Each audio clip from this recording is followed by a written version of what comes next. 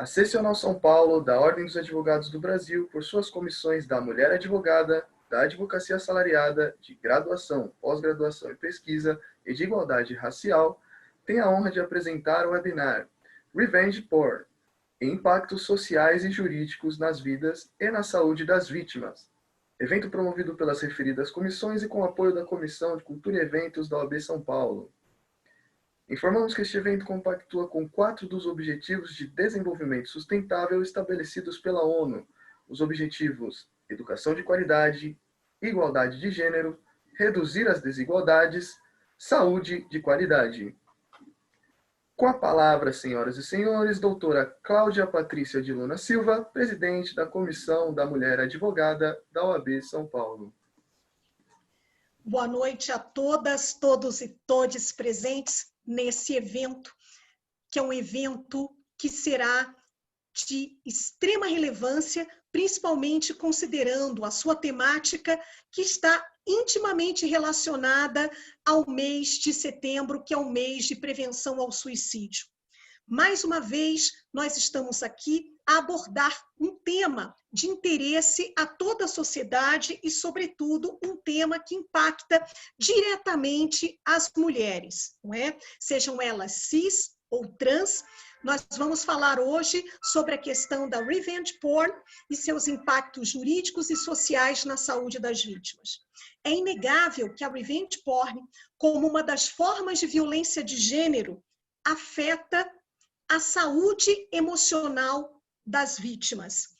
E no evento de hoje, nós teremos mulheres incríveis, profissionais que são de extrema competência e excelência nas suas áreas, aqui a abordarem esse tema que para nós é de extrema importância.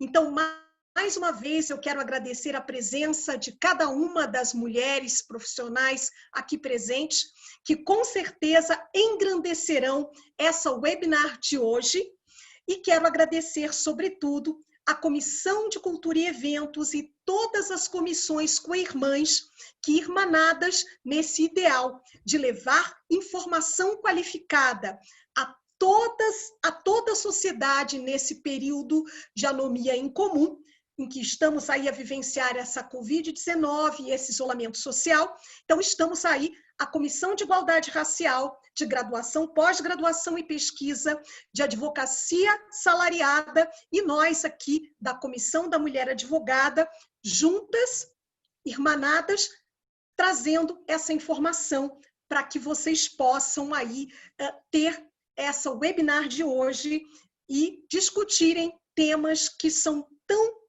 essenciais à atualidade e, sobretudo, trarão grandes aportes à atuação profissional de todas e todos vocês. Então, sem mais delongas, eu quero agradecer a presença de todas e todes e desejar um excelente webinar com essas mulheres e profissionais incríveis que aqui estão. Então, muito bem-vindas e bem-vindes, e declaro aberta ao webinar da tarde de hoje. Muito obrigada a todas e todes, e um excelente evento. Excelente palavra da nossa presidenta, a doutora Cláudia Patrícia Luna, a qual eu cumprimento toda a mesa e cumprimento também a todas, todos e todes que estão nos assistindo, que estão acompanhando e querem saber mais sobre o tema. Não vou me alongar, e peço para que vocês encaminhem as perguntas para que depois as nossas convidadas respondam na medida do possível. Caso não dê tempo de responder, nós nos comprometemos a encaminhar as respostas via e-mail ou da melhor maneira possível. Neste passo, eu quero apresentar e farei a leitura para não me equivocar, da doutora Fernanda Darcy e da bacharela Amanda Vitorino, que farão a apresentação do primeiro painel. O primeiro painel é sobre Exposed, defesa cibernética e desenvolvimento preventivo. Afinal de contas, hoje nós estamos vivendo a geração Y e precisamos nos adaptar a essas questões, a evolução, causa e consequência. A doutora Fernanda Darcy, é advogada, consultora, presidenta da Comissão de Diversidade Sexual da UAB São Caetano do Sul, coordenadora da Comissão de Diversidade Sexual e de Gênero da Comissão de Graduação, Pós-Graduação e Pesquisa da UAB São Paulo, conselheira da ABML-BTI e pós-graduação de Direito Penal e Criminologia em Direito das Diversidades e Inclusão Social. Logo após, nós teremos também a participação e exposição da Amanda Vitorino, bacharel em Direito, especialista em Impacto Social pela Amani Institute e coordenadora temática de graduação da Comissão Especial de Graduação, Pós-Graduação e Pesquisa da UAB São Paulo. Estamos muito bem acompanhadas na data de hoje, nesses painéis maravilhosos. Eu passo a palavra agora para a doutora Fernanda Darcy, que fará a nossa primeira exposição. É com você a palavra, doutora. Obrigada, doutora Bruna. Boa tarde a todas, todes e todos. Primeiro, então, eu gostaria de agradecer a diretoria de todas essas comissões que estão promovendo esse evento, em nome das doutoras, da nossa presidenta, doutora Cláudia Luna, Bruna Cândido e Beatriz de Almeida também, que me fez o convite. É uma honra participar dessa discussão sobre esse tema que, para mim, é muito, muito relevante e muito caro. E eu cumprimento também as minhas colegas e participantes de evento. Como eu fui eleita para ser a primeira a falar, eu pensei em fazer uma abordagem mais geral a respeito dos crimes cibernéticos. Eles são um tema ainda novo, né? Ainda é uma forma que está crescendo aí de violação da intimidade, violação essencialmente da dignidade da mulher, né? E é lógico, são crimes, né? São atos que independem de gênero e de orientação sexual, identidade de gênero, seja do agressor, seja da vítima, mas é claro que a gente fala dando atenção a esse contexto de que na grande maioria dos casos o agressor é o homem e a vítima é a mulher, né? Isso demonstra o traço machista desse sentimento de pertencimento da mulher vítima ao seu agressor. E a gente não fala isso da boca para fora, né? Existem dados. A organização sem fins lucrativos, SaferNet, ela indica que quase 70% das vítimas dos crimes cibernéticos são mulheres. E em sua maioria, elas têm as suas fotografias íntimas, os famosos nudes, né, compartilhados. Então, a gente fala, assim, com um recorte muito, muito forte, muito intenso de gênero. Então, né, os delitos cibernéticos, eles são, sim, uma grave faceta dessa violência de gênero e da misoginia. E no contexto de pandemia, isso só piora, né? O uso da internet está mais intenso, então a exposição ela também se intensifica e a vulnerabilidade se intensifica ainda mais quando a gente fala de crime cibernético, né? E aí eu trago alguns exemplos de diversos crimes, né? Lógico, não vou tratar de todos, mas existem várias práticas diferentes que a gente percebe nesse contexto cibernético, né? Nesse contexto de internet. Eu gosto de falar bastante do cyberstalking. Então, na verdade, ele é uma derivação do stalking, que do inglês vem, né, a perseguição. Então, essa conduta de perseguição de uma pessoa, né, com a outra.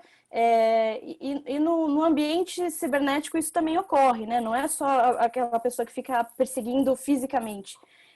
O stalking, ele também é percebido através de ligações incessantes, e-mails, mensagens, postagens em redes sociais, né? Qualquer forma que configure essa perseguição incessante do agressor à vítima, e que a gente pode, hoje, né, hoje ainda, não existe uma tipificação específica, né, penal falando, mas a gente consegue identificar a perturbação da tranquilidade como uma forma penal de se responsabilizar essa pessoa, né? Tem também algo que está crescendo bastante, que é a sextorção ou a chantagem sexual. Esse é mais fácil da gente compreender penalmente, porque é o crime de extorsão, né, que já existe, já está aí tipificado no Código Penal há muito tempo. Qual é o contexto da internet para a gente identificar essa ocorrência? Então, ocorrem ameaças, né, de exposição de fotos ou de imagens ou de vídeos da vítima em contrapartida de uma vantagem financeira. Então, esse é um requisito aí da sextorção, né? A gente consegue identificar uma diferença para os outros crimes com isso, com essa exigência de vantagem financeira.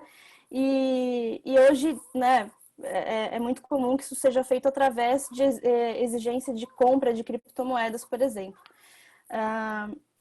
É muito comum que o agressor ele sequer tenha o conteúdo, esse conteúdo que ele diz que tem, né? Então, paga para mim, compra criptomoeda para mim, ou então você vai pagar para mim esse valor para que eu não exponha as suas fotos íntimas, né, vídeos íntimos que eu tenho, mas por vezes ele não tem, né? Mas ele cria mecanismos de convencer a vítima de que ele tem esse conteúdo. E é muito comum que isso seja feito através de senhas, por exemplo. Claro, essa pessoa pode ser uma pessoa conhecida da vítima, né? Então pode ser um ex-companheiro, por exemplo, mas também pode ser um hacker, né? Um hacker que tanto pode ter, de fato, obtido imagens, como não ter, mas ele tem acesso, através aí de um banco de dados até desatualizado, de uma senha que essa vítima teve há muitos anos atrás, há 10 anos atrás, há 15 anos atrás.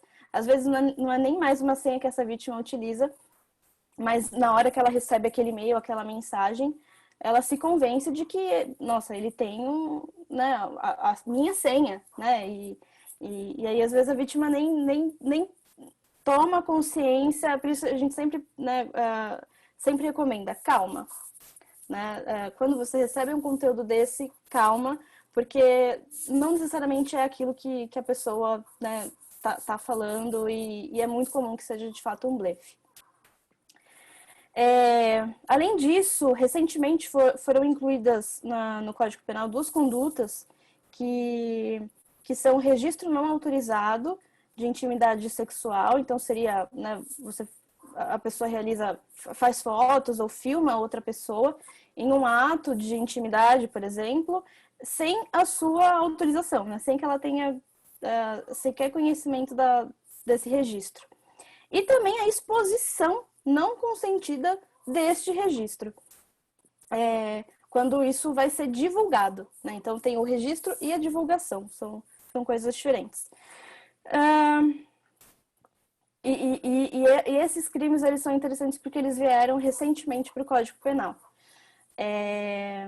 Justamente em decorrência desse boom de crimes cibernéticos e de exposição de mulheres, essencialmente, né? Tem uma outra conduta que eu acho curiosa, que também ela faz referência com esses crimes aí que eu acabei de falar, que é a prática de candide ou voyeur. Existem até sites onde são compartilhadas fotografias e filmagens clandestinas que são feitas de forma, né, clandestina e escondida, não necessariamente com conteúdo sexual, tá? Mas é comum, lógico, então essencialmente são homens que vão para a rua e começam a fotografar mulheres de costas, por exemplo, e aí esses sites, eles são como se fossem blogs, fóruns de discussão e de compartilhamento desse conteúdo que vai sendo produzido por eles dessa forma aí clandestina. E eles, né, então, se vangloriam das imagens que foram obtidas. Olha, essa minha foto foi super, né, foi super difícil de conseguir e tal. Então, é uma prática que não é tão conhecida, mas que existe também. E, além disso, talvez isso seja até meio problemático da gente identificar, criminalmente falando, mas já existem diversas decisões condenando né, agressores por estupro virtual. Né? Então, onde há, aí sim haveria uma necessidade de você constranger a vítima que ela pratique. Então, no caso, não seria o agressor estuprando a vítima, né? Mas uma obrigação de que a vítima pratique um ato libidinoso, mesmo que virtualmente, para satisfazer a lascívia do agressor, mas de uma forma virtual. Então, já existem diversas decisões nesse sentido. Além disso, lógico, os crimes de ameaça, né? Então, a ameaça pode ocorrer por via online, difamação também, né? Com divulgação de conteúdos, né? Sobre a pessoa e tudo mais. Então, esses são alguns dos crimes, né? E dos atos que estão sendo praticados e com muito mais intensidade nesse momento. Então, a gente percebe que isso pode acontecer em uma relação de afeto, né, dentro de um contexto de um relacionamento, seja durante este relacionamento, seja após. Então, não é raro casos, a gente pensa no ex-companheiro, né? Não, mas por vezes o marido está expondo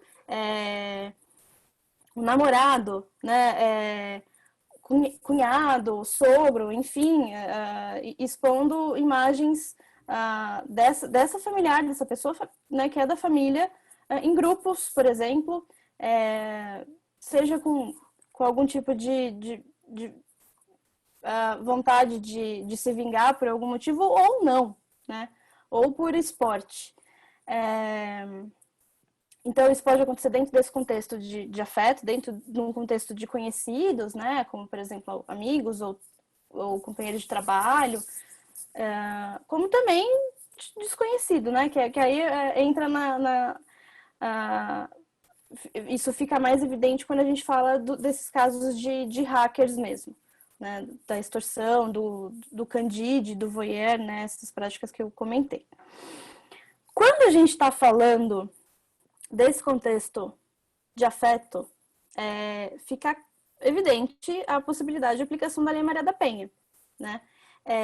Que aí entrando, né, para a Lei Maria da Penha, fazendo um parênteses aqui, não é uma lei que cria crimes, né? Ela traz inovações processuais. E para mim, pelo menos, o mais importante é a prevenção, né? Então, ela traz medidas preventivas que a gente pode, né, tratar como, por exemplo, as medidas protetivas de urgência, com o afastamento, né, do agressor, a proibição de qualquer forma de contato. E quando a gente fala em crimes virtuais, pode parecer que, mas as medidas protetivas vão me proteger como, né? Justamente essa proibição de qualquer forma de contato. Então, não é só um contato de aproximação física, né?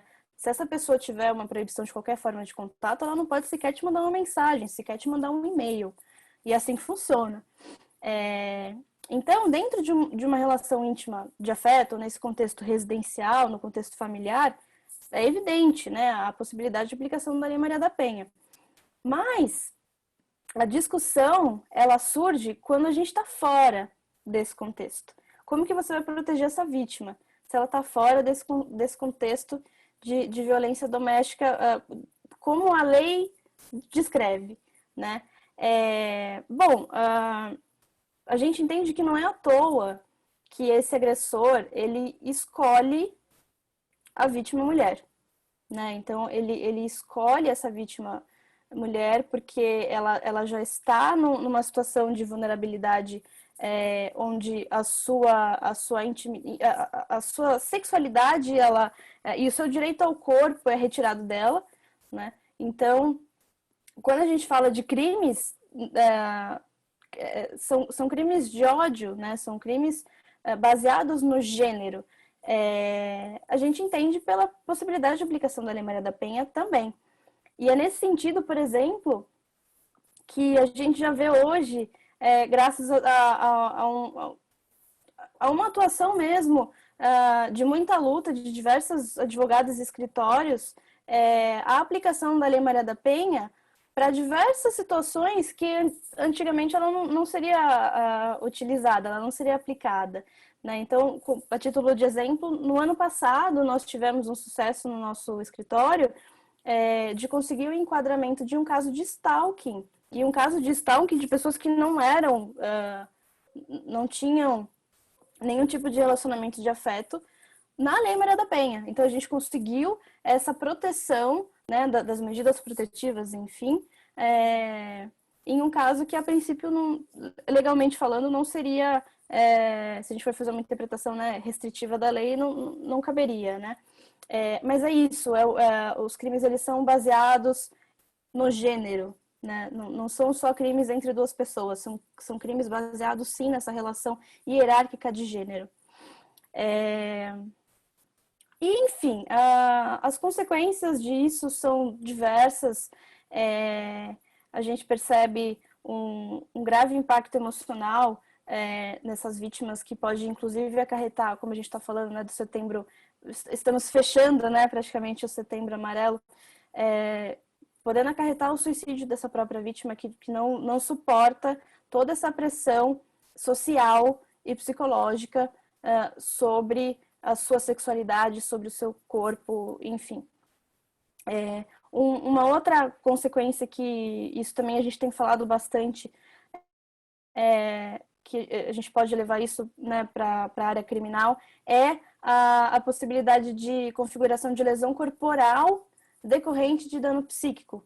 Então, essa grave pressão psicológica que é imposta nessas vítimas, e principalmente nesses crimes em que essa pressão ela é permanente, né? Então, até que aquele conteúdo saia da rede, ela vai sofrer, ela vai se sentir extremamente, enfim, perseguida e violada. Então, são danos permanentes, né? São danos que não são pontuais. E, lógico, além disso, o reflexo na família, né, nas amigas, nos amigos e colegas de trabalho e tudo mais. Uma coisa que também é relevante aí, é um parênteses mesmo, saindo um pouquinho da área criminal, tudo isso também gera dano moral na área civil, né? Então, além dessa responsabilidade criminal, que é o que a gente está focando aqui, também vai haver a possibilidade de responsabilização na área civil em danos morais. Bom, então, chegando ao final da minha fala, até para privilegiar que a gente consiga, de repente, discutir sobre isso,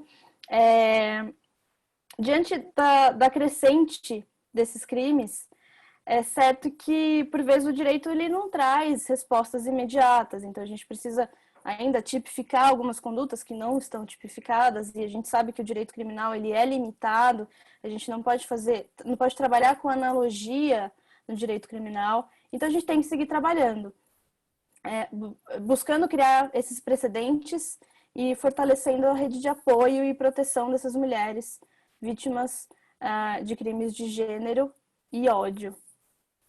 É isso, obrigada.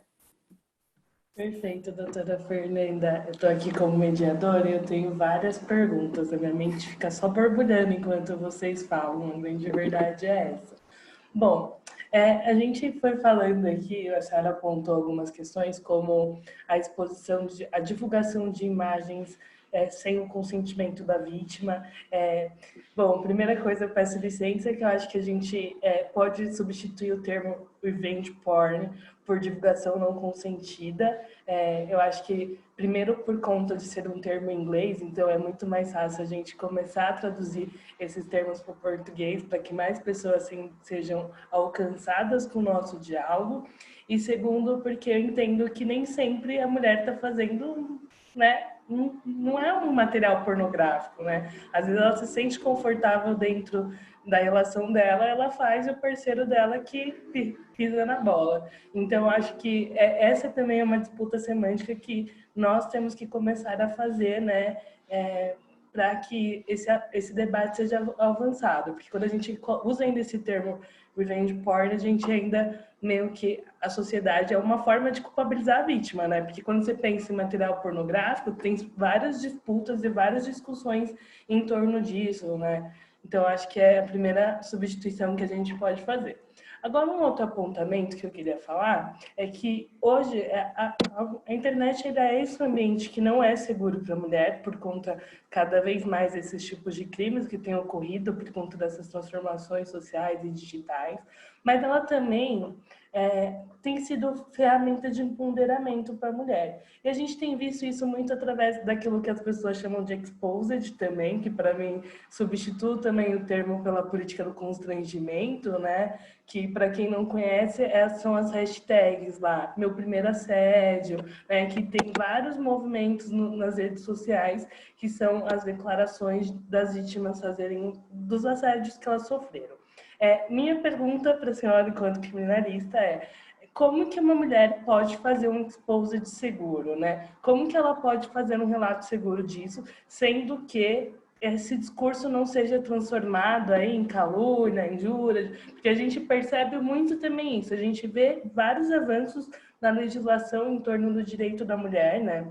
Mas a gente também vê que vão criando contornos para que isso não seja alcançado. Um exemplo para mim maior disso é a questão da alienação parental, que a gente vê toda vez que tem o âmbito de Lei Maria da Penha, o agressor vai lá para tentar contornar a situação e tenta usar a lei de alienação parental. Então, qual seria a primeira informação ou qual seria a recomendação da senhora para que uma vítima possa fazer um exposed seguro ou a partir do constrangimento? Olha, então, em ordem, né? Eu concordo super com essa questão do revenge porn.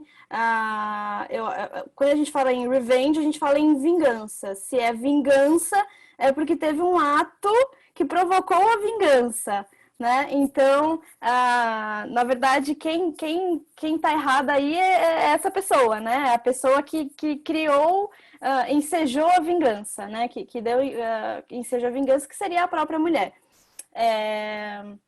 Mas como a gente comentou, nem sempre essa mulher fez esse conteúdo, né? E se ela tirou fotos e se ela fez vídeos, qual é o problema também, né? Mas a gente está exatamente fazendo essa inversão de valores. A respeito do exposed, você percebe que a gente está só usando elementos em inglês, né? Então a gente também tem essa dificuldade de se apropriar, que é o caso do stalking também, né? Que é outro termo em inglês. É lógico, eu acho que assim, a gente precisa ter, pensando, né, para que essa vítima também não se torne uma pessoa a ser acusada de um outro crime, né, que é como você falou, uma calúnia, uma difamação. É importante que a calúnia, ela aceita a exceção da verdade. O que é isso? A pessoa que é caluniada, ela pode... Aliás, a pessoa que, teoricamente, fez a calúnia, ela pode se defender dizendo, não, mas isso não é uma inverdade, é uma verdade, né? Então, quando a gente está no âmbito do crime, da calúnia, ela é um pouco mais, entre aspas, tranquila por conta disso. Mas, assim, eu acho que, em termos de dica ou de orientação, que a pessoa... Em qualquer situação que aconteça, não tome atitudes sozinhas, né? A vítima, ela está fragilizada, né? Então, é um contexto de fragilidade, é um contexto de vulnerabilidade, então é importante que ela tenha uma rede de apoio, né? Que ela converse com outras pessoas antes de iniciar qualquer tipo de atitude, antes de fazer qualquer tipo de atitude, inclusive, de preferência, antes de ir para a delegacia, né? Então, se houver a possibilidade dela ter um auxílio de advogada, por exemplo, isso seria o ideal para que ela, né, não acabe se expondo, né, que isso não se reverta contra ela. Então, de fato, os crimes contra a honra, eles existem, né, e eles vão ser utilizados, né. Então, eu acho que para que ela não tome atitudes, né, no calor da situação que, de fato, ela pode acabar, né, se expondo de uma forma a se prejudicar. E quando você vem para alienação parental, é isso, né? Houve uma reversão, né? Ou uma reversão ou a aplicação para o que de fato ela veio, né? Então, eu acho que a gente tem que lutar para que isso caia, né? Porque a história ela está se revertendo, então as mulheres elas estão fazendo denúncias de agressões e de exploração, agressão sexual, enfim, contra elas, contra as crianças, né, contra os seus filhos. E, na verdade, quem tá saindo prejudicado aí são elas mesmas, né? Então, eu acho que a gente tem que debater muito seriamente a respeito da lei de alienação parental e de como isso tem sido utilizado pelos juízes e juízas por aí. Perfeito. Para além disso, eu acho que um cuidado assim, pela fala da doutora, é muito importante, sim, a rede de apoio, mas o que a gente tem acompanhado também dos movimentos é que muita denúncia em massa, né, de quando aquele agressor, ele é um agressor que ele faz agressão mais de uma vez, no caso, né, a gente vê que se dá através do exposed mesmo, né, tem a galera que começou a denunciar diretores de escola, meninas que começaram a denunciar os diretores de escola porque identificou uma mesma aluna da escola fazendo um relato na rede social e aí ela se identificou e fez, aconteceu isso comigo também, e aí elas passaram a se reunir para fazer também, né, uma mobilização contra o agressor. Então, eu entendo que é muito importante que as vítimas busquem essa rede de apoio, mas às vezes acontece esse caminho que hoje, principalmente essa juventude, né, que ela está muito mais preparada, ou ela sabe usar a ferramenta muito melhor do que eu, por exemplo. Eu sou uma pessoa que sou muito do papel e da caneta ainda, né? Eu gosto de desenhar quando eu penso. Então, minha relação com a internet é muito diferente. Esse eu acho que é um ponto, né? Então, quem for um dia, ou quem hoje estiver ouvindo essa live e perceber que a gente estava conversando um pouco antes de vir ao público, sobre como a gente vai, a partir dos nossos diálogos, como a gente vai identificando que às vezes nós mesmos sofremos a violência, né? Que só a partir do diálogo a gente identifica que também nós somos vítimas. Então, talvez hoje, ao final dessa live, a pessoa comece a identificar que ela também seja vítima de uma violência e ela queira agir, talvez esse seja um caminho. Então, essa é uma ferramenta, eu acho. Bom, acho que para a divulgação da imagem, a senhora falou desse crime de sexo extorsão, né? Acho que é muito, para mim, eu não imagino primeiro que eu não sei como que a galera tem criatividade, o mal não para, né? Acho que eu fico pensando, como que alguém tem criatividade para fazer isso? Acho isso surreal. Mas quais são as recomendações que a senhora daria, que a doutora daria, porque nudes, eu acho que nudes é nudes, né? Não é ainda conta de ninguém se a pessoa faz ou não. E quais as recomendações para que uma mulher ou qualquer outra pessoa possa fazer um nude seguro? Eu acho que o problema, indo, né, agora de ordem contrária, não tá em como ela fazer o nude seguro, né? Mas para quem que ela vai enviar isso ou indo mais além, lógico, se isso cair nas mãos de um hacker, aí não tem nem o que fazer mesmo, né? Não tem, é mais difícil da gente falar em segurança, né? Em controle. Mas é isso, o problema não tá na vítima, né? Fazer a foto, fazer o vídeo. O problema tá justamente nessa pessoa que conseguiu acessar esse conteúdo e está divulgando.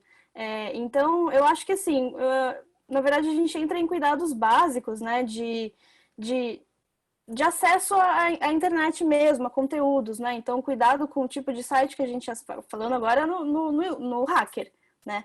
Se for uma pessoa conhecida, fica muito mais difícil de você controlar.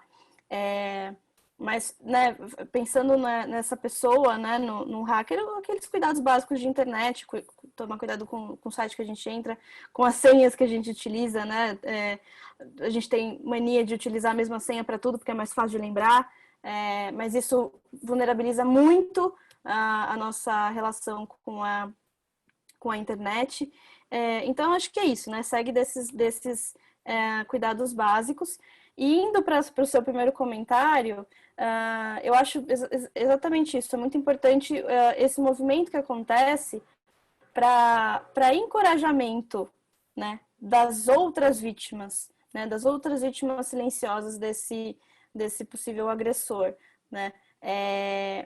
Mas eu acho que, voltando para a questão de orientações e de dicas, por mais que a gente sabe que em crimes, né, sexuais, em crimes de gênero, enfim, é óbvio que a palavra da vítima ela é relevante, mas ela dificilmente ela vai ser, pensando num processo penal, dificilmente ela vai ser considerada isoladamente, né? Então é importante que a gente tente produzir provas, produzir outras provas, né?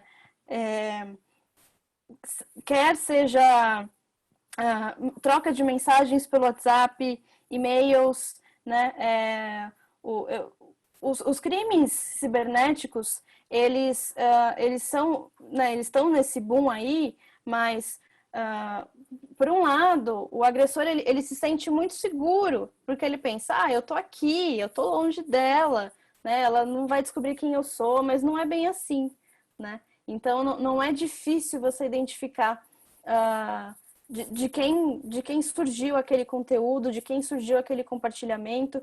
Por isso que é muito importante, se houver a disponibilidade, se houver essa possibilidade, é claro que a gente está falando também de uma realidade que não está no Brasil inteiro, mas existem delegacias especializadas em crimes cibernéticos, então, havendo uma situação dessa, se houver a possibilidade da pessoa,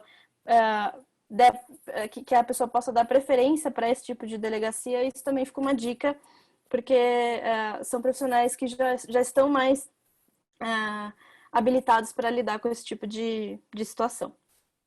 Perfeito, doutora, muito obrigada. Acho que mais algumas recomendações, eu acho que seria legal no sentido como a senhora falou que existe a gravação não consentida e a divulgação não consentida. E se me permite, acho que algumas dicas que eu poderia dar utilize mais canais que permitem a autodestruição de conteúdo, né? Em vez do WhatsApp, se você puder usar o Instagram, o Snapchat, que faz a autodestruição, que permite que a imagem ou o vídeo seja visto só uma vez. O Instagram também permite a habilitação de notificação para você saber se alguém está printando a tela da sua conversa, então é uma coisa legal. E nunca salvar esse tipo de foto em nuvem, né? Porque, como a doutora falou, a questão do hacker e tudo mais. Bom, acho que a gente já extrapolou o nosso tempo, na verdade. Existem mais painelistas aqui. Agradeço a participação da doutora. Agora eu vou passar a palavra para o próximo painelista. Muito obrigada, viu, gente? Eu que agradeço.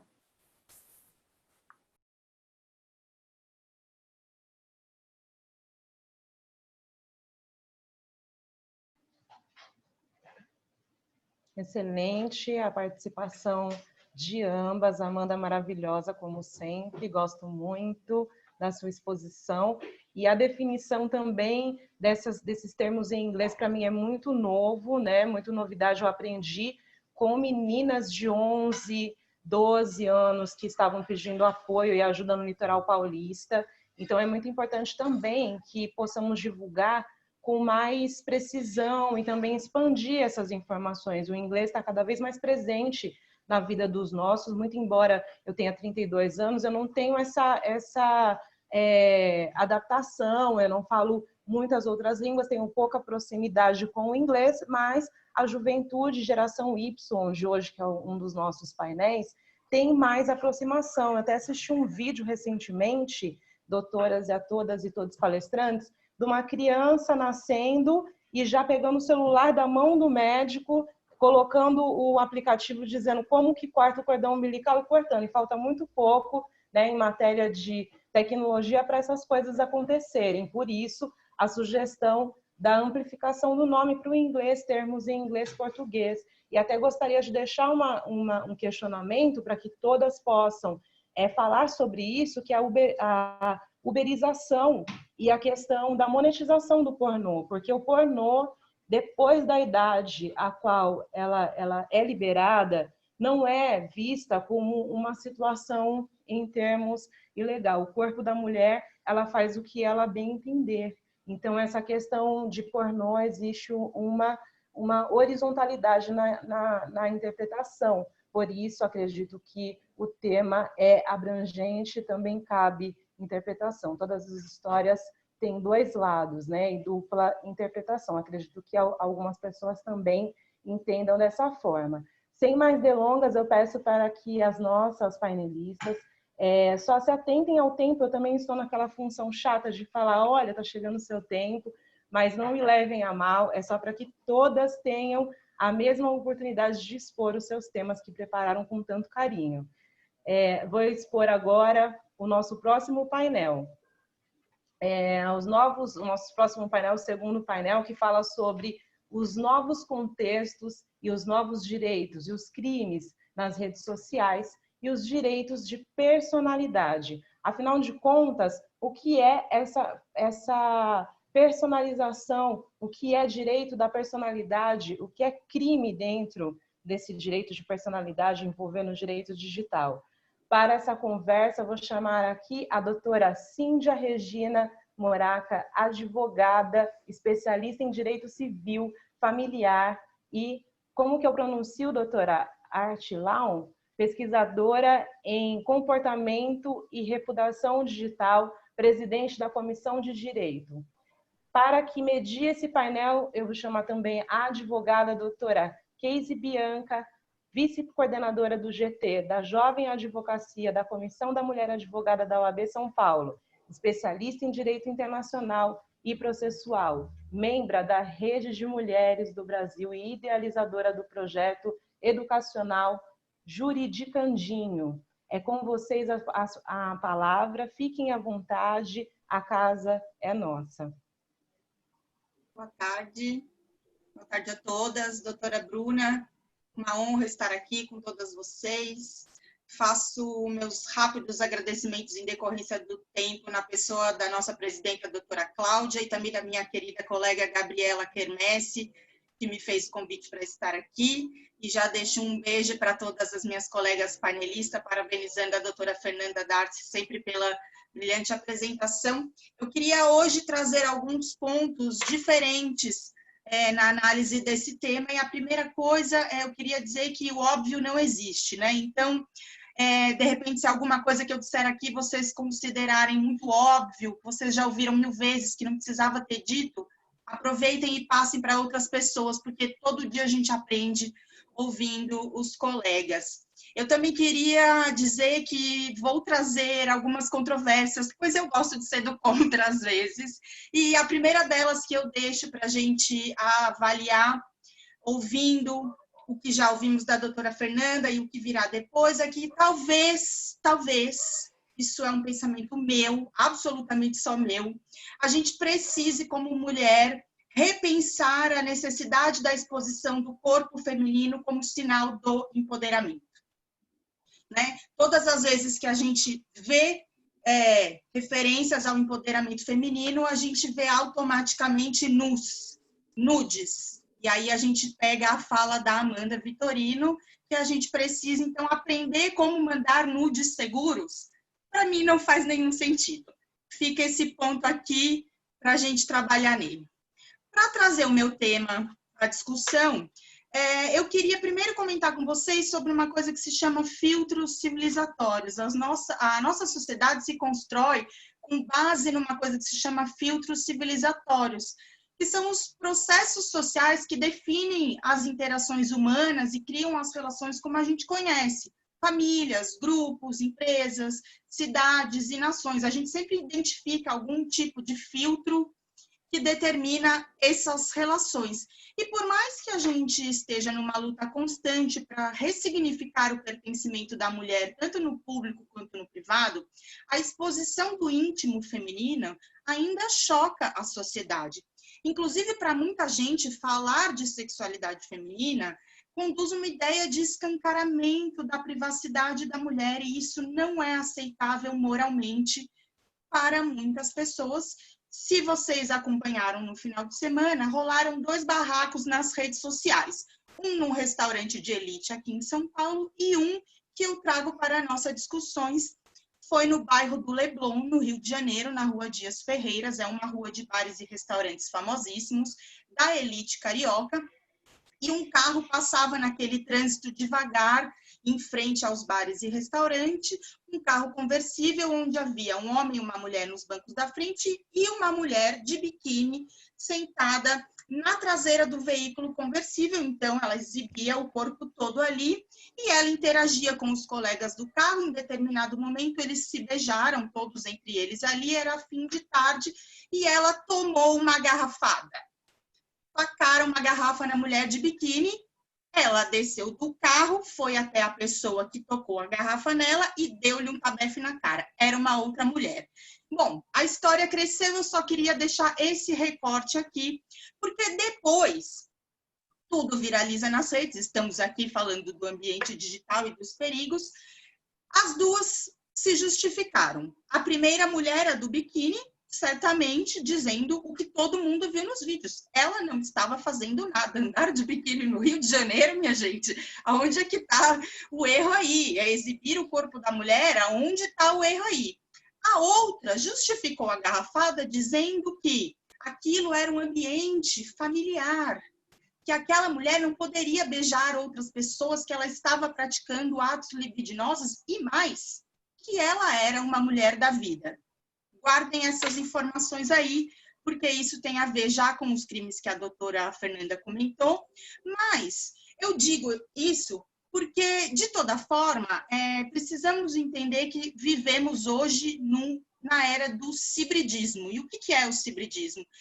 É esse elo que existe entre a vida real e o virtual. Vocês viram lá, a mulher andando de biquíni na rua e a viralização nas redes, que levou a um embate, a um debate, sei lá mais o que, dessa discussão sobre a titularidade do corpo feminino. Mas vejam, estamos em 2020, a internet completou 50 anos no ano passado. Usamos a internet de uma maneira tão gritante. Veja, antes, em 2019, a gente usava em média 4 terabytes por segundo de internet.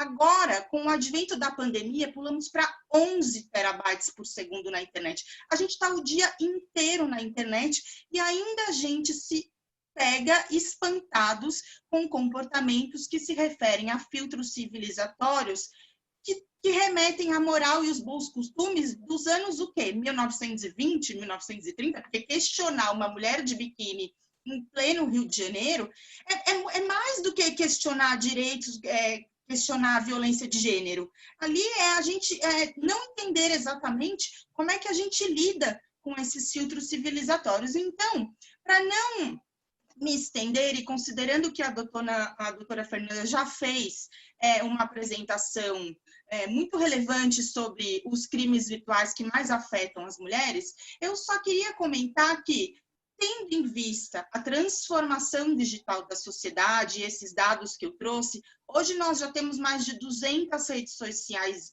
em uso. E é verdade que boa parte da população tende a desvirtuar essas ferramentas, tende a desvirtuar o modo de utilizar todos esses mecanismos virtuais, e isso também acaba se tornando palco de crimes. E vejam, é gritante a maneira como a gente vê o crescimento da violência virtual, incluindo a violência de gênero, porque a doutora Fernanda comentou, num determinado momento da apresentação dela, sobre a equiparação dos casos de stalking, de exposição de fotos sem consentimento, com a Lei Maria da Penha, e eu queria citar o caso da colega advogada Jocilene, que ela é do Piauí, que ela foi fotografada pelo marido enquanto ela dormia. Ela tinha o hábito de dormir nua, e o marido tirava fotos dela e expunha em grupos de WhatsApp, e ele confessou. Todas as medidas foram tomadas, ela teve o divórcio, uma medida restritiva contra o marido, mas veja bem, gente, qual é o transtorno emocional que passa uma pessoa dessa e qual é a medida que repõe para ela todos os danos. Não tem reposição financeira, não tem dano moral que compense um casamento de 35 anos com 2 filhos adultos passar por isso.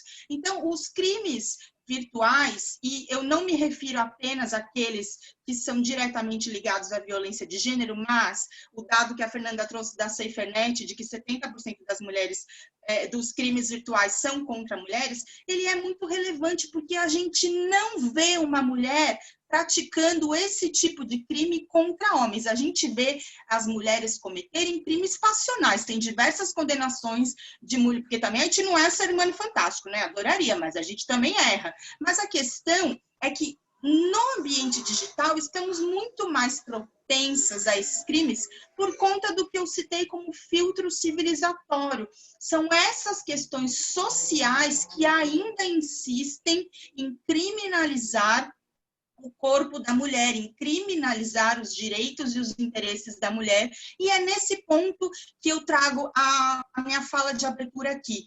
Nós precisamos, talvez, rever o uso da ferramenta corpo como instrumento de empoderamento, porque nós estamos nos submetendo a isso de uma maneira ou de outra. Eu tenho o direito de postar minha foto de biquíni? Não só tenho direito, como eu devo, amiga. É bonita, mostra, e se não for, também quiser mostrar, mostra.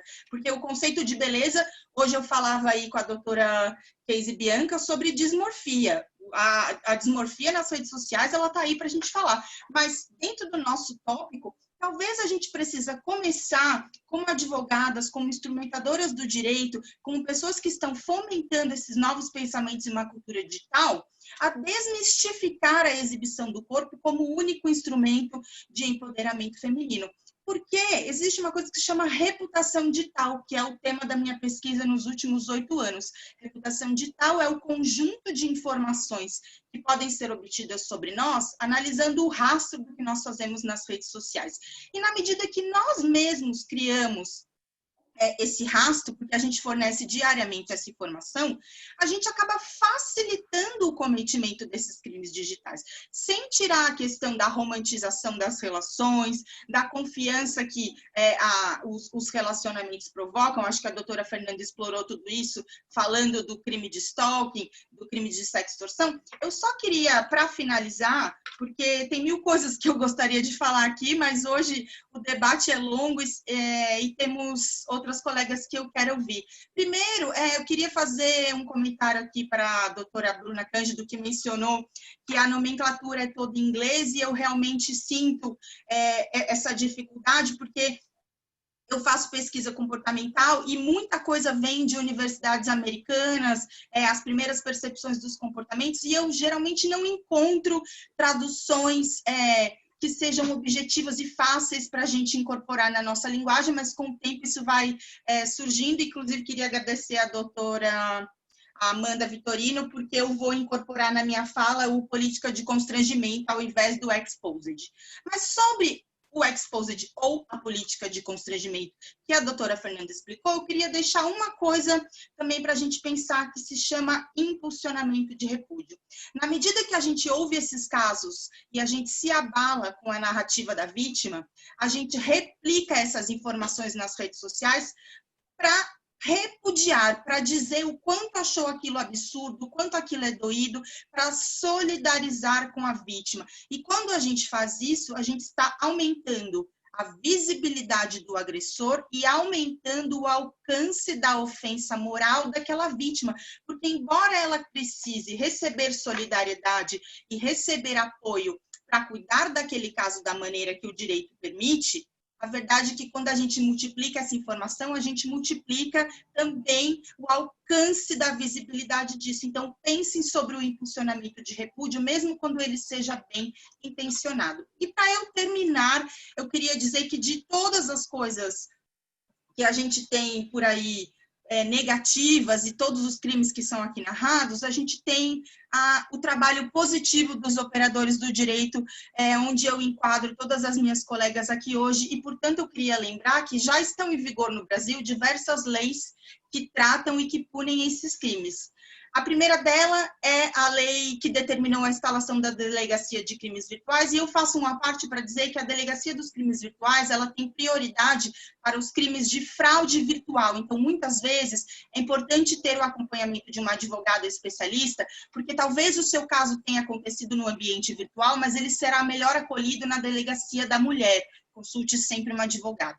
A outra lei famosa é a Carolina Dickmann, que é aquela que trata sobre invadir os computadores para obter material e depois tornar isso objeto até mesmo da sextorção. Temos também o Marco Civil da Internet, que regula direitos e deveres do internauta, temos a lei do bullying e temos uma lei que se chama Lei Lola Aronovitch, Lei 13.642 de 2018, que acrescenta a atribuição à Polícia Federal no que concerne à investigação de crimes praticados na internet e que difundam conteúdo misógino. Então, vejam, temos uma lei que nos protege por sermos mulheres no ambiente digital. E também temos aí a lei do stalking, que já foi mencionada, a própria LGPD, que nos protege, que protege os nossos dados. Para eu terminar, eu queria dizer que se você for vítima de algum crime no ambiente digital, tire prints, copie o link, mas não divulgue nem compartilhe a mensagem, mesmo que seja para expor. Se for em qualquer rede social, denuncie no próprio post ou nos comentários através da função denunciar. Denuncie na SaferNet, denuncie ao Ministério Público Federal e também à Polícia Federal. Faça um boletim de ocorrência e sempre, sempre que, infelizmente, qualquer um de nós for vítima de crimes virtuais, peça ajuda para coletar essas informações, para acompanhar isso. Não permita a revitimização de você mesmo para tentar obter provas e tudo mais. Solicite um acompanhamento de um colega, de um familiar, ou mesmo de todas nós aqui na Comissão da Mulher Advogada. Muito obrigada pela oportunidade.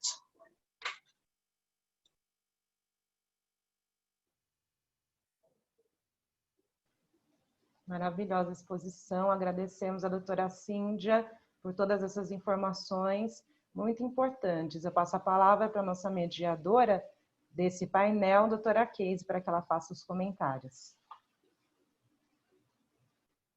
Boa noite a todas. Primeiramente, é uma honra estar aqui e eu gostaria de primeiro fazer um complemento, né? Se não ficou claro, a personalidade jurídica e os direitos inerentes à personalidade trata justamente do direito que é meu, que é seu, que é de todos nós e que fica um pouco defasado nesse ambiente virtual.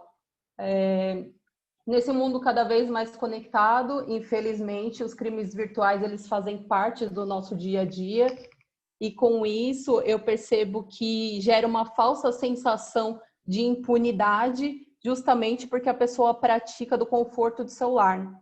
Então, muitas vezes, elas não percebem que o que elas estão agindo na internet vai ter uma consequência no mundo real.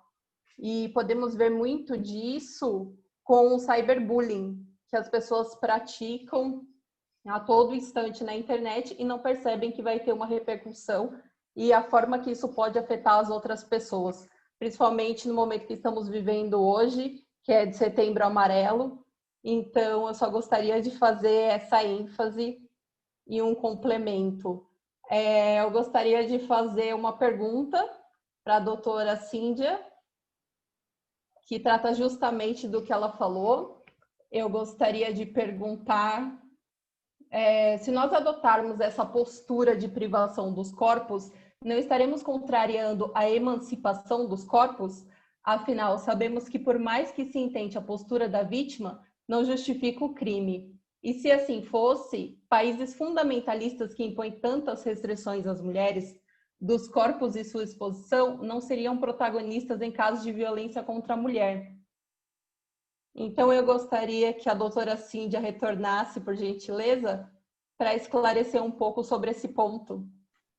Eu vi que essa pergunta foi feita ali pela Beatriz e gosto muito das participações da Beatriz nos eventos, porque ela sempre tem ponderações que são muito relevantes. Eu queria dizer sobre a pergunta que de maneira nenhuma eu considero que a gente deve assumir uma postura de não permitir a liberdade dos corpos. De maneira nenhuma é isso, muito pelo contrário, tanto é que eu trouxe o exemplo da moça de biquíni, que eu considero a coisa mais natural possível ela estar circulando de biquíni ali.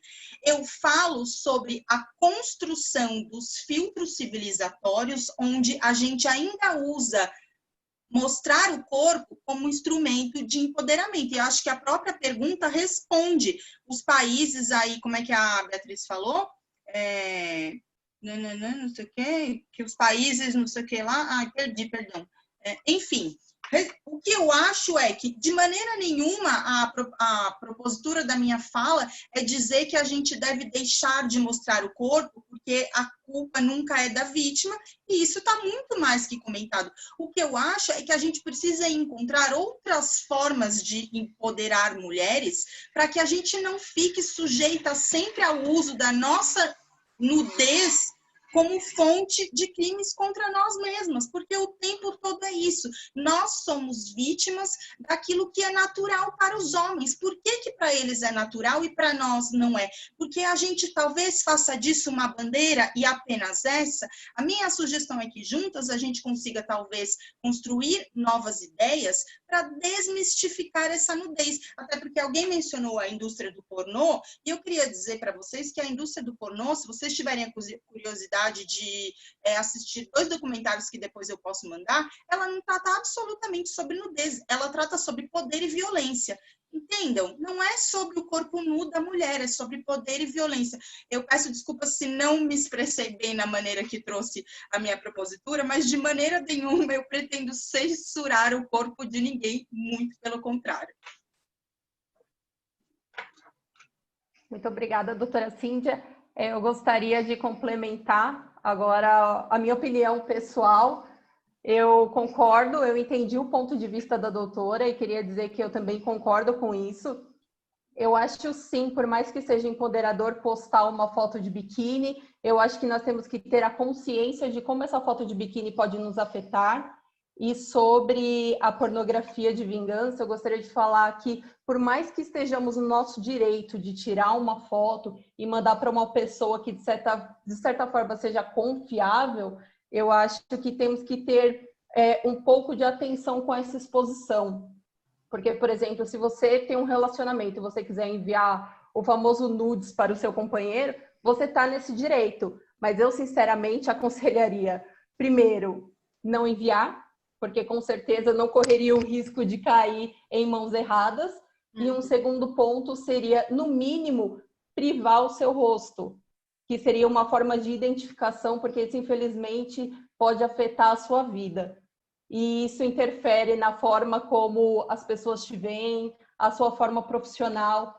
Então, por mais que você pense, vai ser uma foto que uma hora alguém esquece, na rede nada se esquece. Qualquer coisa fica na rede disponível para pesquisas futuras. Então, por mais que eu acho que se a mulher quiser se empoderar mostrando uma foto do corpo dela, quiser postar uma foto, ela está no direito dela. Mas, infelizmente, por causa desse machismo estrutural que vivemos, nós temos que tomar, sim, certas precauções. Eu acho que é importante a gente se privar para poder não ter esse tipo de impacto na nossa vida. Mas, realmente, nós temos que discutir esse tema, nós temos que conversar sobre isso, porque a partir do momento que for normalizado o corpo feminino, não vai ter mais esse tabu e talvez o impacto não seja tão grande nas nossas vidas. Era só esse ponto que eu queria enfatizar. Eu acho que não tem mais nenhuma pergunta para o nosso painel. Então, eu vou passar a fala para a doutora Bruna, para que a gente possa dar continuidade. Tá bom? Muito obrigada. Muito obrigada, doutora Casey. Muito obrigada a todas que estão aqui, todos e todas. Eu vou somente agradecer, eu estou acompanhando aqui as observações e também já vou passar a palavra novamente para a Amanda Vitorino, conforme solicitado. Mas antes disso, eu gostaria de agradecer à Comissão da Advocacia Assalariada, a Comissão de Graduação, Pós-Graduação em Pesquisa, a Comissão de Igualdade Racial e a nossa Comissão da Mulher Advogada. Também acompanhei alguns comentários, entre eles o da doutora Júlia, que é maravilhosa, dizendo que ela discorda de algumas questões. Por gentileza, coloque as questões, porque é natural nós discordarmos, né, de opiniões e discordarmos partindo da nossa vivência. Eu vou passar a palavra rapidamente para Amanda Vitorino, para que ela faça a fala e para que nós possamos retornar com mais brevidade possível para cumprirmos o horário do painel. Desculpem ficar mandando novamente os apontamentos em relação ao tempo, mas eu estou hoje posicionada nessa função muito chata de interromper as maravilhosidades e exposições. Amanda, é com você a palavra. Desculpa por atrapalhar, assim, como eu vi alguns comentários no sentido da discordância, e a discordância é um processo natural, eu particularmente também tenho uma posição muito contrária assim, do que a doutora Cíndia falou. Nesse sentido, porque eu acho que e do que a doutora Casey falou, principalmente no final, da gente talvez evitarmos mandar o nudes para que a gente não seja vítima da violência. Eu acho que, assim, é importante que a gente repense em como que também nós, mulheres, fortalecemos a revitimização da mulher dentro de um processo. Eu entendo a questão de que existe, sim, de fato, esse filtro social e de que existe esse rastro dentro das redes sociais que vão permear a vida da mulher que possa vir a ser vítima de um crime cibernético, mas eu entendo que nós, assim, e as próximas painelistas, elas possam abordar nesse sentido de a gente tem que aprender a educar que os homens não usem os nossos corpos como ferramenta para que isso seja uma coisa ruim, negativa para a mulher, né? Por que o homem a gente pode se sentir à vontade, ou não à vontade, mas a gente naturaliza que o homem utiliza a nossa imagem para fazer um crime, mas a gente não pode naturalizar a imagem do corpo da mulher como ferramenta de empoderamento. Acho que, assim, é nesse sentido que eu quero falar. Entendo o posicionamento da doutora Cíndia, acredito sim que é necessário a gente utilizar novas ferramentas, que existem outras possibilidades a serem abordadas por nós mulheres, mas eu não acho que seja o momento de invalidar, porque a gente ainda está numa cultura que as pessoas hipersexualizam o corpo da mulher. A gente tem que encarar isso como naturalidade. A minha divulgação de uma foto ou de um nude, ela não pode ser usada como instrumento para me massificar. Eu acho que era esse o apontamento que eu queria dizer. Acho que se as próximas panelistas, eu não quero me estender, puder abordar ou fazendo essa contraposição dos pensamentos da Cíndia e do meu, ou de que algumas outras pessoas apontaram, acho que eu me sinto agraciada. Obrigada, gente. Desculpa. Perfeito, Amanda, não tem nenhum problema, é muito importante colocar, expor. Eu li também aqui a abordagem da doutora Júlia, eu acho muito importante nós colocarmos todas as situações e tem uma série de dúvidas as quais eu acredito que as próximas painelistas poderão falar sobre isso, porque estão na interdisciplinariedade, né? Afinal de contas, nós não somos o suprassumo de todas as coisas, sabedoras de todas as coisas por sermos advogadas, juristas. Acredito muito na participação da multidisciplinariedade, por isso estamos trabalhando num viés de trazer também outras profissionais, educadoras, psicólogas, que possam contribuir de acordo com as suas experiências.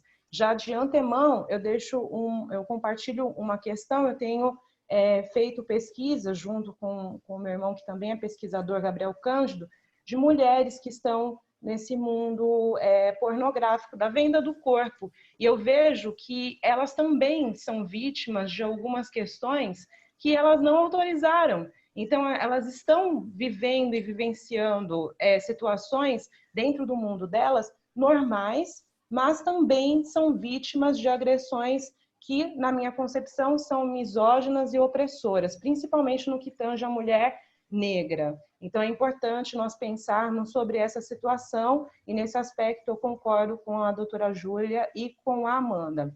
Nesse passo, estamos à beira do fim, mas ainda não estamos no fim. Para quem chegou agora, estamos tratando de questões polêmicas relacionadas à abordagem de crime cibernético, exposed, exposição sem consentimento, né? Afinal de contas, causa um transtorno, uma consequência que às vezes, ou nem sempre, são reparáveis. Estamos próximos e vou apresentar o painel agora da geração Y. geração Y e as estratégias e políticas públicas, impactos emocionais da exposição online, o autocuidado, o tratamento alternativo e os quadros de transtornos psicológicos. As palestrantes são Tamara Solano, psicóloga, especialista em práticas de redução de danos pela Unifesp e saúde da população negra pela Fundação Oswaldo Cruz, Fiocruz. Atualmente está trabalhando na área de clínica, com foco em questões raciais, de gênero e de classe social. Elaine Passos é psicóloga, especialista em direitos humanos e relação étnico-raciais. Atua na Fundação Casa e já atuou no Instituto Nacional de Seguro Social, INSS. Deixo aqui tanto a Tamara e a Elaine a palavra e já deixo o meu questionamento com relação ao recorte racial dentro dessas questões de exposit e exposição. É com você a palavra, Tamara Solano.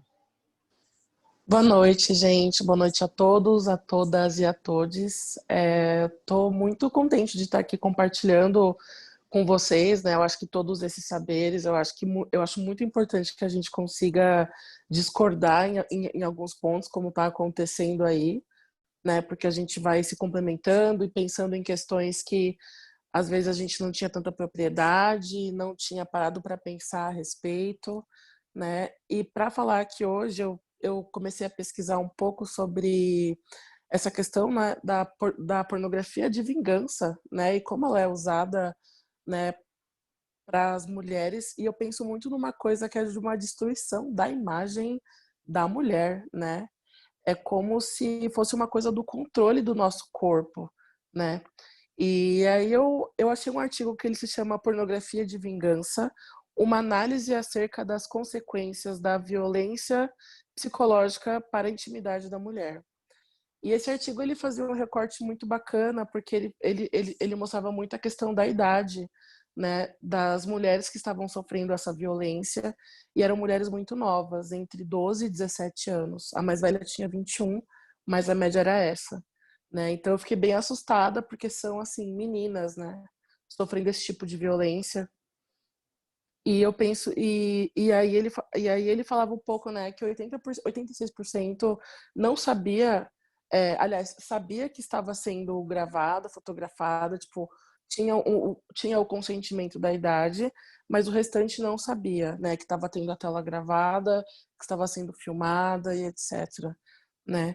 E aí, esse artigo ele falava muito da questão do vínculo afetivo que as vítimas tinham com os agressores, né? E geralmente eram, tipo, namorados, né? Amigos, aquele amigo com quem as meninas trocavam nudes, ficantes, ex-ficantes, e a motivação era sempre essa coisa do controle, da ameaça, né?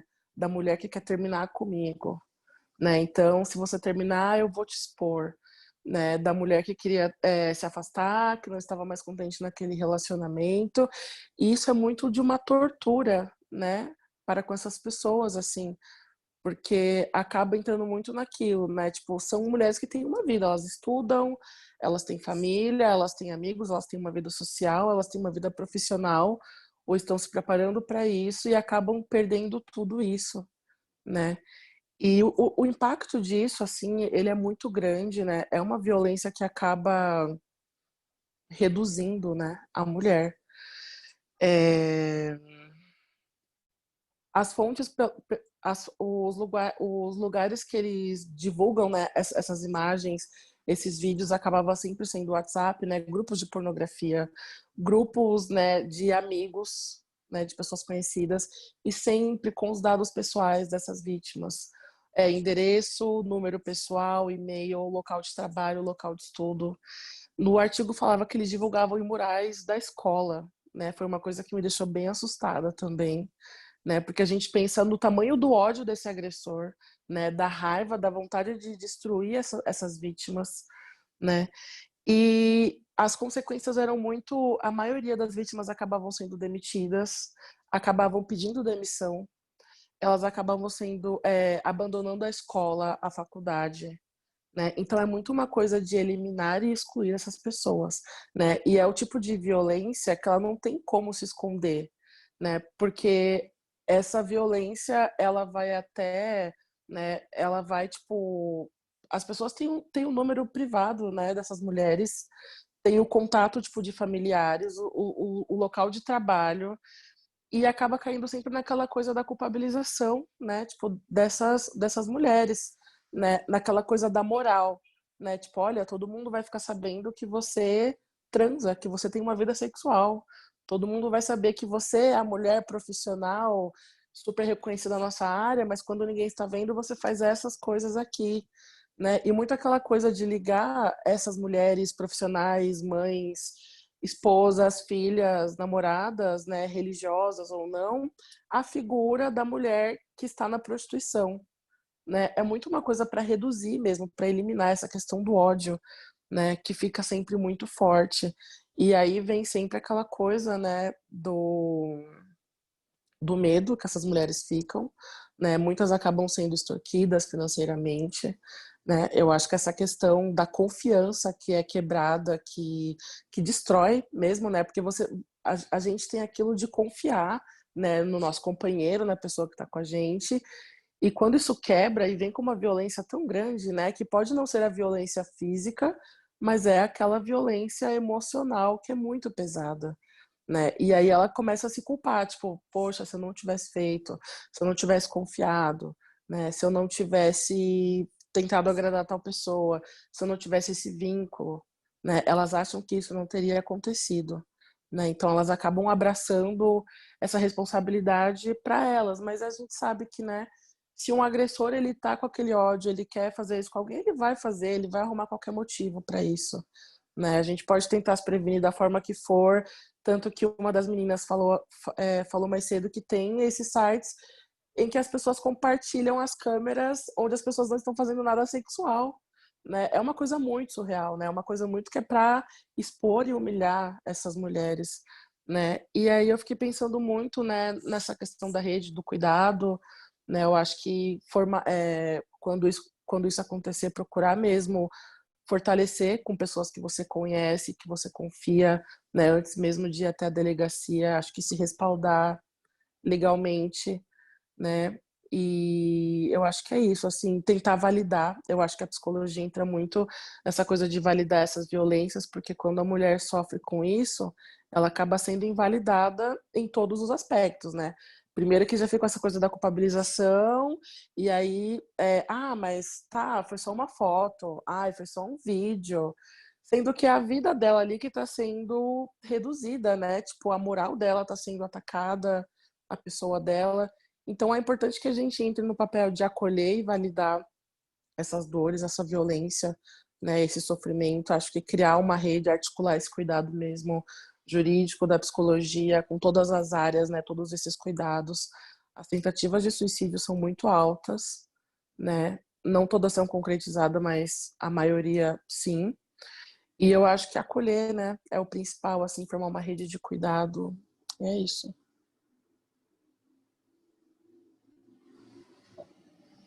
Perfeita exposição. Acionar uma rede de cuidado fica reverberando assim nos meus pensamentos, né? Porque quem são essas redes de cuidado que nós podemos acionar e termos essa confiança, né? Porque nem sempre também esse compartilhamento muito rápido de informações e às vezes dentro de grupo, principalmente mais jovens, é muito complicado, né? Às vezes aciona um cuidado de um amigo, de uma amiga, de um amigo que não está preparado e acaba compartilhando informações. Então, é muito importante essa exposição, Tamara, porque nós temos que pensar e repensar e ter a consciência, mas a quem pedir uma ajuda segura, né, diante dessa geração Y. E nessa observação, eu chamo a nossa psicóloga Elaine para fazer as considerações relacionadas à fala da Tamara e também expor as suas considerações. Elaine, é com você a palavra. Boa noite a todos, todas e todes.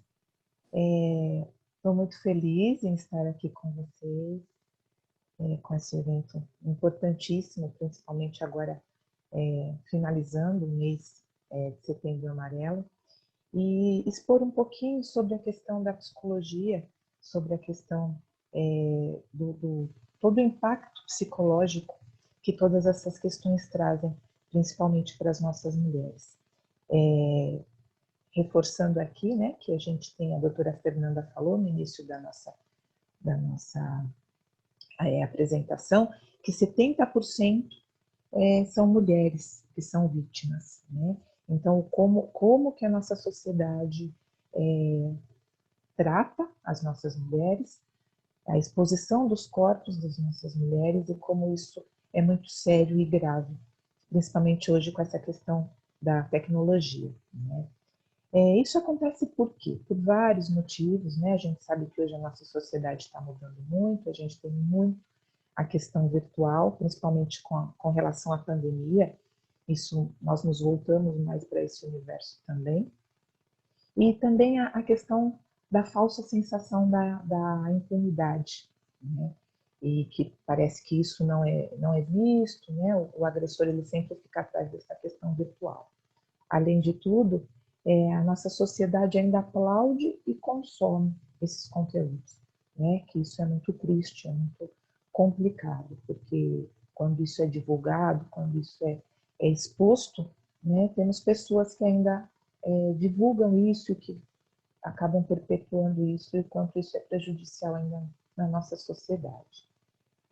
A doutora Cíndia e a doutora Casey falaram da questão do crime virtual, né, que ele é percebido no mundo físico, né? Então isso é muito sério, porque por mais que tenha essa questão, que apareça essa questão da impunidade, por ser virtual, isso aparece principalmente, né, no mundo físico com relação a doenças, com relação a transtornos que desencadeia e principalmente as tentativas de suicídios e os suicídios que acontecem em função disso. Então a gente precisa olhar muito para isso, porque é um crime grave, gravíssimo, né, com um percentual muito grande aí de vítimas mulheres, exatamente por conta dessa objetivação do corpo da mulher, né, que a nossa sociedade ainda é muito sensível a isso. Com relação ao agressor, a atitude do agressor, ela perpassa pela intenção de punir e reprimir a sexualidade da mulher. Então, olha como isso é forte, é sério, né? A sexualidade da mulher, ela é punida e ela é reprimida. Isso numa sociedade em pleno século XXI ainda acontece, né? Então, o quanto a gente precisa ainda pensar nessas questões. O domínio e o poder dele sobre o corpo da mulher, né? Isso que a doutora Cíndia também trouxe para a gente, né? O quanto o corpo feminino ele é passível de ser objetificado e passível de ser do domínio do outro, né? A mulher ainda não tem o domínio sobre sua própria sexualidade. Isso tudo por quê? Por conta do julgamento social, né? A sociedade julga isso e isso impacta a vítima. E é exatamente isso que é a intenção do agressor, né? Infelizmente. Como eu disse, né, as consequências são enormes, são devastadoras, né, com relação à vítima. Isso pode ser irreparável, né? Então, para o resto da vida, ela vai ter que lidar com essa questão. Isso quando a gente não fala, né, na questão do suicídio. E como lidar com isso e quais os fatores de proteção com relação a essas questões, né? Então, é importante que a gente tenha uma rede muito bem articulada e preparada para que essas mulheres possam e tenham a liberdade de poder procurar, né, essa rede, e principalmente com relação ao acolhimento e ao olhar sensível, né, com relação a isso, e encaminhar essas vítimas, né, na maioria das vezes, para a psicoterapia, para um acompanhamento psicoterápico, que isso se faz, né, fundamental, eu diria, né? Eu queria só deixar claro uma questão aqui que eu acho que é importante também. Quando isso entra no viés, na questão judicial, nós temos dois caminhos a tomar, né, com relação à psicologia. Então, existe o psicólogo que vai fazer a perícia, né, se o juiz assim determinar, assim solicitar, e esse psicólogo ele não pode ser o mesmo psicólogo que vai fazer o acompanhamento psicoterápico dessa vítima, né? Então, a gente tem esses dois viés. Por que eu digo isso? Porque na maioria das vezes a vítima fica muito preocupada com relação já a uma exposição, então ela quer ter essa garantia de que ela vai conseguir passar todas as questões dela, que não vai ter um acesso ao processo, vamos dizer assim, né? Então, a gente tem que deixar claro, né, que existem essas duas formas, esses dois caminhos que vão ser seguidos, né? Tem o perito, que vai olhar toda essa questão da exposição, a questão processual, e a psicoterapia, que ela vai fazer, vai ser acompanhada por um profissional que não pode ser a mesma pessoa, e que vai olhar essas questões específicas do psiquismo dela, né? Então, queria deixar claro que é importante isso também, tá? Acho que é basicamente isso. Agradeço a todos vocês. Já do avançado da hora aqui, eu gostaria de encerrar minha fala. Nós estamos bem adiantadas e eu agradeço a participação de todas, todos e todes. Agradeço também as palavras da psicóloga, das psicólogas. Tem uma série de questionamentos, nós estamos abertos para o público, então não somos só mulheres, pessoas estão assistindo. Neste contexto, eu peço para que as nossas psicólogas façam considerações finais, nós temos mais alguns minutos, relacionados à questão do Setembro Amarelo e a prevenção com relação ao suicídio, com relação a essa questão de exposição, né? Porque nós estávamos conversando nos bastidores, pudemos conversar extra bastidores e falamos também sobre dano irreparável. Então, eu gostaria de saber das nossas psicólogas como nos prevenir com relação a um todo, essa questão de exposição. Também com relação à mulher, levando em consideração ao gênero, né, visto como vítima de misoginia, vítima de opressão, vulnerabilidade, mas também colocar o que podemos fazer para auxiliar e para prevenir essa questão do suicídio e do Setembro Amarelo. Pode ser a Tamara ou a Elaine começar, pode ficar à vontade.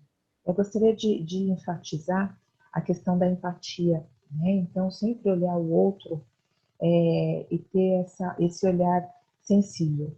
Não adianta quando nós verificamos ou nós identificamos alguma questão de depressão, enfim, né, de uma potencialidade no suicídio, e tentar falar para a pessoa, não, você não está passando por isso, você não está, sua vida é boa, enfim, falar coisas que a pessoa não vai entender perfeitamente como que o outro está vendo, né? Então, sempre tentar ter a questão da empatia, sempre olhar para a própria pessoa, sempre tentar ouvir o que ela tem a dizer, e não falar, não, isso é bobeira, você não está passando por isso, né? Eu acho que isso é fundamental, principalmente com relação aos adolescentes, porque é um sofrimento real e é um sofrimento que é muito difícil de identificar, de nomear, né? Então, é muito importante nós termos essa questão da empatia.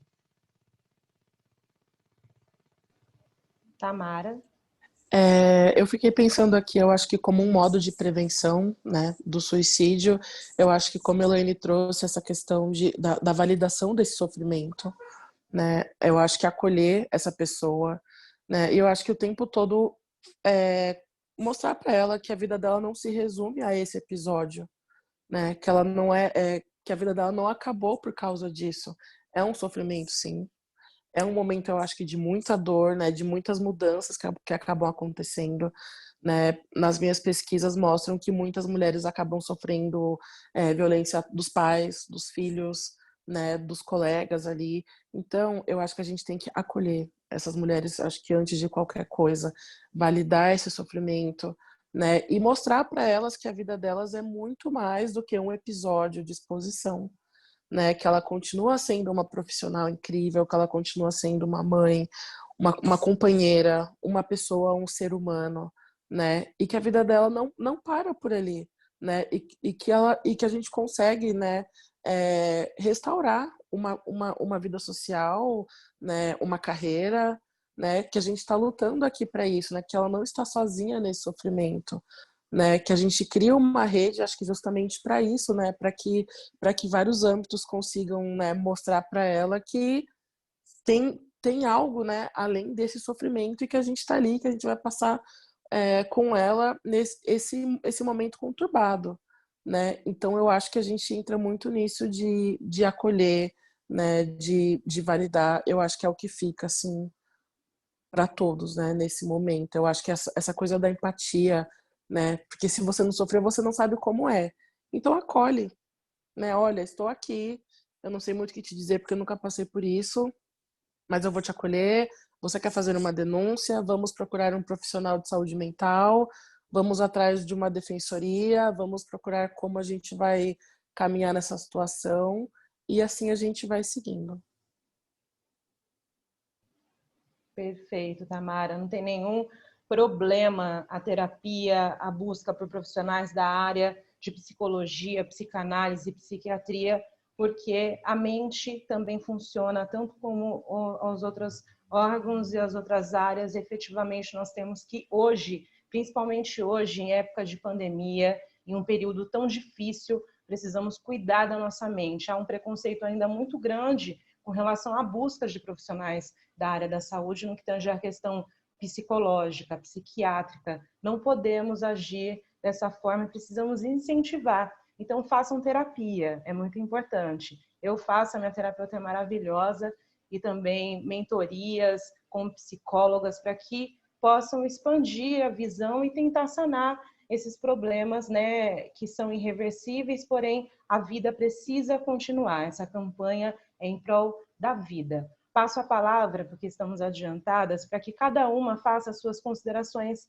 finais. Acho que dentro de 2 minutinhos conseguimos fazer essa rodada de considerações finais, começando pela doutora Fernanda. Bom, mais uma vez eu agradeço o convite. Eu acho que foi importantíssimo o debate que foi feito aqui hoje, justamente trazendo, né, contrapontos, que é muito importante. Mas é isso, né? Então a gente trabalha para minimizar e acabar com essa discrepância aí, essa violência de gênero, e eu acho que é esse que tem que ser o nosso propósito. Então eu agradeço e cumprimento as minhas colegas. Amanda.